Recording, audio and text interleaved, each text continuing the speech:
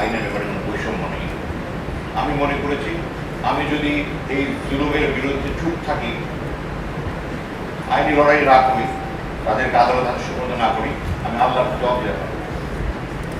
আপনারা দেখেছেন একটা আমার শর্ট ভিডিও কিন্তু ভাইরাল হয়েছে, আপনারা দেখেছেন সেনাপ্রধানকে নিয়ে, উনি আমাদের মনে ছিল অনেকে আমার সাবেক এবং বর্তমান। আমি মনে করেছি যে মেসেজটা আমি একদিন যাচ্ছি, সেটা হলো আপনারা শুনেছেন আমি যেদিন ওয়ারেন্ট বেরিয়েছে এবং তারপরে যেদিন তারা হাজির হয়েছে জেনারেলগুলো আদালতে, সেদিন বেরিয়ে করেছি আমি প্রতিহিংসার জন্য মামলা করিনি। আমি করেছি যেন ভবিষ্যতে এমন কোনো স্বৈরাচার এদেশে না হয়, এই মামলা দিয়ে যেন শিক্ষা লাভ করে। আমার আরমানের মতো, মারুফের মতো, মাইকেল চাকমার মতো, হাসিনের মতো গুম হতে না হয়, পরিবারগুলো মানবেতর জীবনযাপনে বাধ্য না হয়।